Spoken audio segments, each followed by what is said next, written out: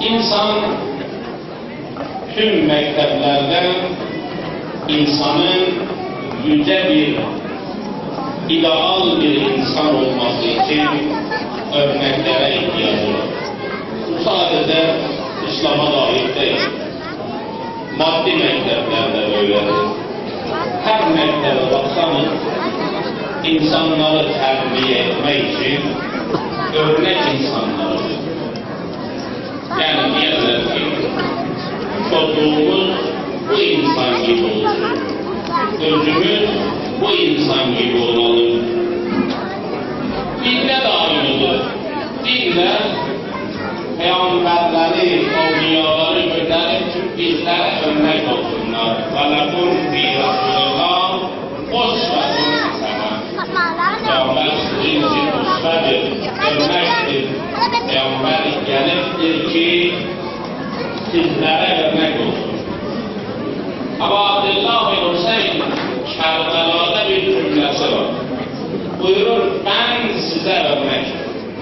Yani sizin benden alacağınız çoklu ve çoklu dersler var. Aziz ve değerli hocamız ve üstadlarımızdan da bu cesaretini inşallah kabul ederler. Kerbela'dan bahsetti, biz de gidelim Kerbela'ya. Çünkü Kerbela örnek bir yerdir. Bugün Aşura günü İmam Hüseyin'e alacağımız özel ve özel dersler var. Birinci ders budur. Allah-u Tebareke ve Teala Kur'an-ı Kerim'inde buyurur ve beşşir sabirin اَلَّذ۪ينَ اِذَا أَصَابَتْهُمْ مُصِيبَةٌ قَالُوا اِنَّا لِلّٰهِ وَاِنَّا اِلَيْهِ رَاجِعُونَ. Buyurur Peygamber, kullarıma müjde ver yine. Onlar için sabır ehlidiler.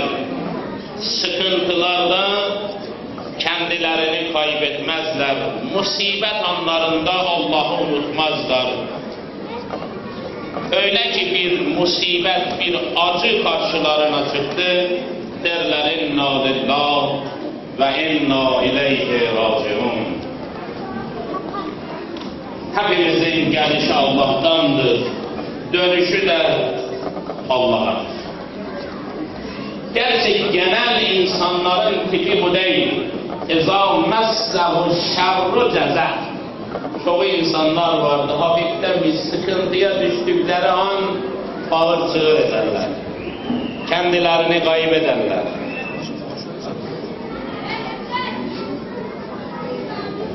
Ama onlar ki erişkin insanlardılar, onlar asla ve abada kendilerini kaybetmezler. Hüseyin her şeyini elden verir. Hüseyin acının en son noktasına kadar acı çekir.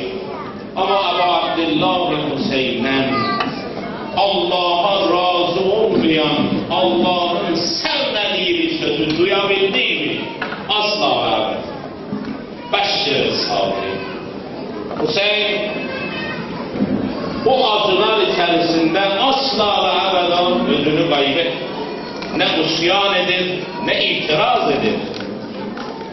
İtiraz da etmemeli. Çünkü biber acıdır. Çocuğun ağzına vursanız bağırar, çığırar. Ama büyük insan para verip biber alır yer. Çünkü faydasını bilir. Hüseyin bilir bu yolda adı çekmenin bedeli nedir? Hüseyin bilir Allah bunun karşısında ne verecektir? İzzet ve kerametin ve yüceliğin Hüseyin'e nasip olacağının Hüseyin farkında. Bilir milyarlar, milyonlarca insan oturup da Hüseyin'i bir bulunacak. Hüseyin bunun farkında. Hüseyin'e alacağımız ders budur. Acılar bizi tuğyana sürüklememelidir. Şadlıklar da bizi Allah'ın yolundan çıkarmamalıdır.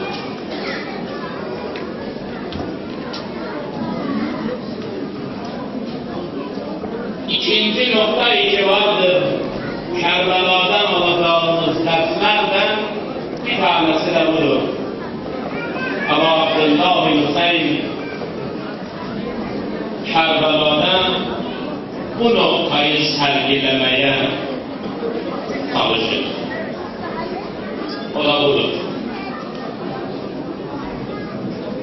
Mektep insanın hayatında, bir insanın hayatında en önemli şey olmalıdır.